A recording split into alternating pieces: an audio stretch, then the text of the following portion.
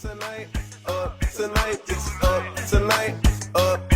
Blow the ceiling off the party to the moon. See my partner Joe's like and ain't no telling what he on. Bitches up tonight. I you back, Joe's like. And we watching God damn. God damn, Grandline. I'm trying to do the intro. I know my phone died, but damn. Today, we're watching a Grandline review video again. I might put this out for a second down the road, just see how fast I can put it out. And this is chapter 111-878 of One Piece. This will be spoilers, just by you seen by the intro. So if you stay, that's you. And the title of this video is "This is really bad." I got spoiled a little bit, and I'm going to say it says Emu was coming. Grandline review says the other is going to be somewhere on the screen. I'm doing this hand gesture to for me in the future of editing, to let me know to put the person up on the screen.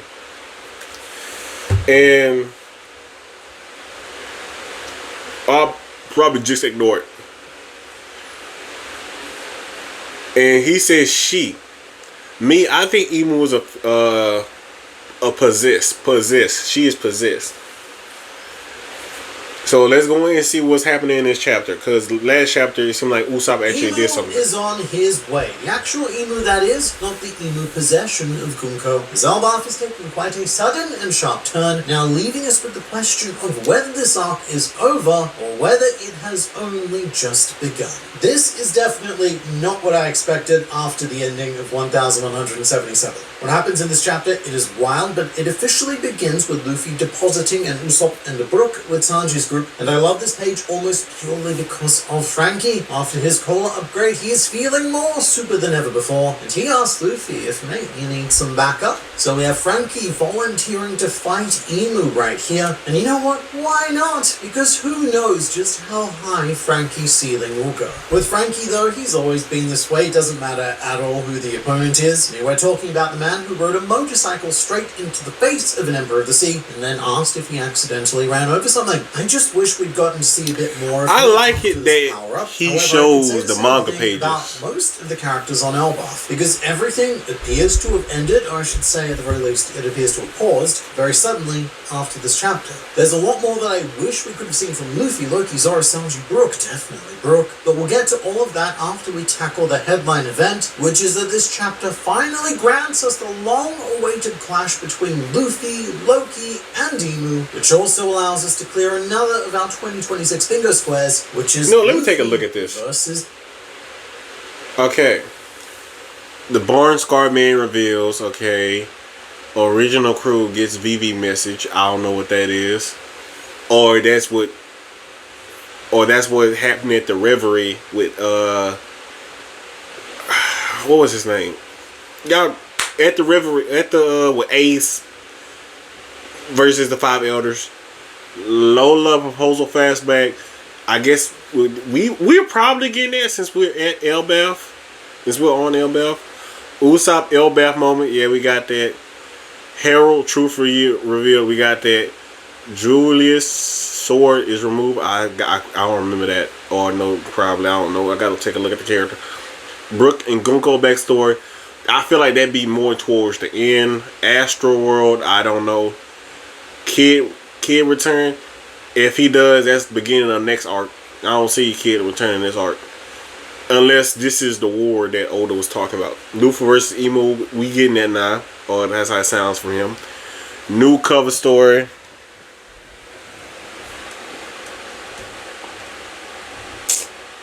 Oh, man, fool. New cover story. I gotta remember what that is. Loki is free. Got that. Someone other than Loki uses Ragnar. I probably forgot that. Learn why the Holy Land is on fire. Don't remember that. New characters able to use the Sun God form. Isn't Bonnie on this island?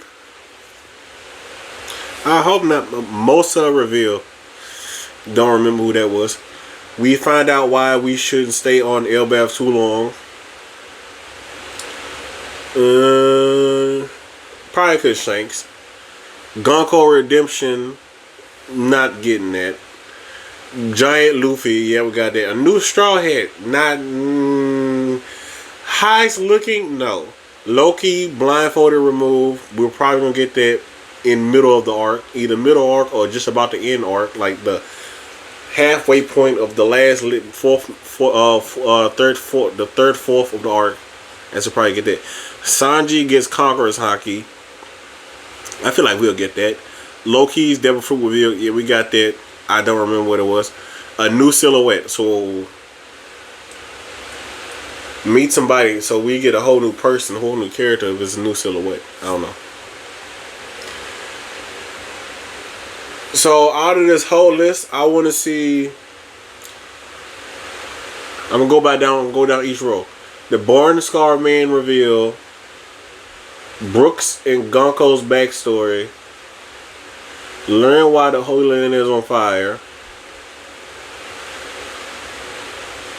We find out why we shouldn't stay on Elbaf too long, and Loki's blindfold removed. I say the second to that would be, it would go like this: Loki, Sanji, new Straw Hat, then new silhouette. I don't really care about the new silhouette. I just want to see. I want to see everybody's reaction when they see Loki's eyes. It's Emu. However, Emu clumsily drops a very cool piece of Loki lore before we get into the conflict. Emu is starting to connect some historical dots here, and he states that a few years ago, a ship of giants was spotted at sea. Giants who moved exclusively within this thick fog, with the reports of some sort of colossal flying creature having been sighted as well. Which, firstly, I love because Loki, he did... Hold on, would that be what he just showed? Would that be, if that's true, in a foggy area? Would that be the giants that Luffy and them saw before when tall islands or with them shadowy figures? Later on, I pray you put this in. I pray you do. Put in the shadow dance monster, the long, tall monster. You know what I'm talking about. The long, tall, skinny monsters in the in that fog, giant fog at damn near the beginning of One Piece. You know what I'm talking about.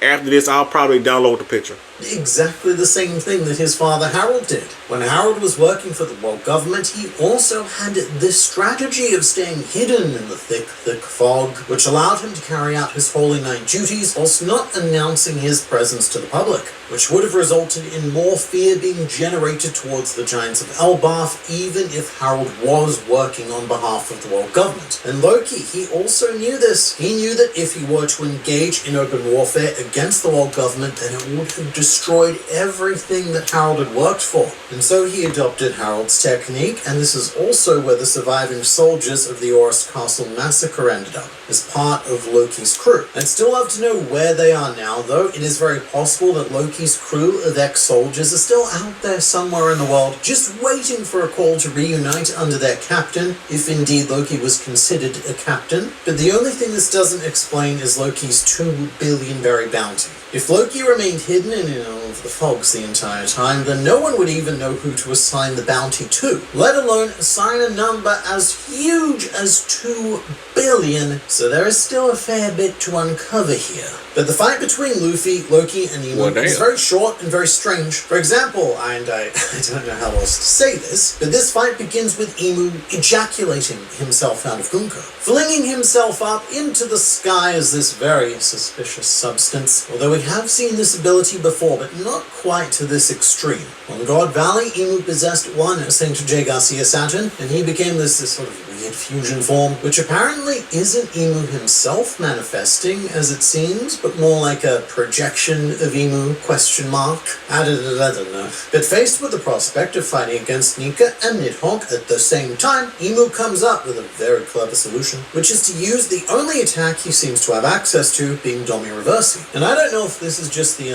blobulous nature of him in this chapter, but Imu is starting to remind me quite a lot of Ditto, because Ditto, he only has one move, and that is to transform into another Pokemon and use their moves. So Imu, he seems to only have one move, which is to control others and then use them to attack for him, but this does work very well for his character, especially with what Imu said after the last chapter about a ruler never sullying their own hands. It is a very solid commitment to that philosophy, which is also the model that Gecko Moria tried to adopt with his shadows, the hands-off approach. With this chapter, it had one of those panels where I had to step back, take a moment, and just think to myself, mate, what the crap am I reading? When Imu skewers Luffy and Loki, we have this panel, which is one of the strangest drawings I feel like I've ever seen. Is that Luffy? That used condom-looking thing in the middle there, that is potentially the main antagonist of the entire series. He's just squirting himself out into a cartoon rubber man and a giant Oh my god, dragon, that's Luffy. and somehow this all makes perfect sense. I don't know how Oda does it, but he did indeed do it. And this is exactly what Imu did to Rocksteady's Beck on God Valley. So there was a brief period where I was horrified. I was aghast. I thought that we were going to have to fight against both Luffy and Loki, which is not a scenario that I had previously considered. I thought we may get one or the other, not both. But I guess I didn't consider it for good reason, because it didn't actually end up happening. Oh. You know who I would have loved to see get Domi reversed in their defeat? Just for the heck of it, Robin and Jinbei. Both Luffy and Loki, as it turns out, are immune to the effects of Domi Reversi, which is surprising to me, but apparently not so surprising to Imu. He expected this outcome, so I suppose the complete and utter failure here is all going according to plan. So the most immediate explanation would be that Domi Reversi failed because they are both Devil Fruit users, and we have yet to see Domi Reversi performed on a fruit user. And with this, it's looking likely that we never will, which could go back to something very interesting that the very uninteresting Jabra said during Enies Lobby. He had this theory that was mocked by his fellow CP9 agents, where Jabra believed that every devil fruit possessed a literal devil that would take up residence within your body, and that consuming 2 devil fruits would lead to 2 devils fighting and your body exploding. Fighting for that sweet, sweet residence. It sounds so familiar.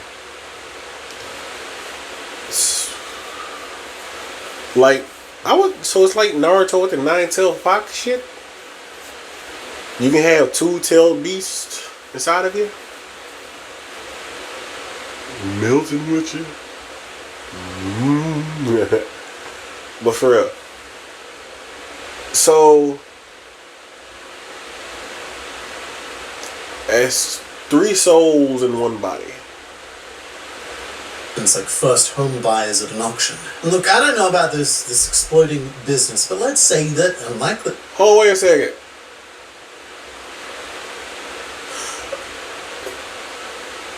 So, would that mean Blackbeard has 3 devil fruits?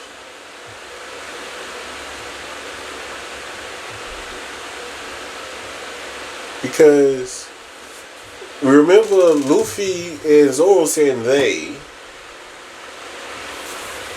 Yeah, Luffy and Zoro saying they about Blackbeard. And if the D-Clan is anything, what if the D-Clan has 2 souls? Huh? Like, they have a child. And then the child of the D-Clan will then have the soul of their parents. So, I'm thinking it as Blackbeard got 1 devil fruit, then he found another devil fruit. Then he got Whitebeard devil fruit. So he had 3 devil fruits. I feel like nobody hasn't started thinking about the devil fruit shit. How many devil fruits can he eat? Is it what? I can see it being 3.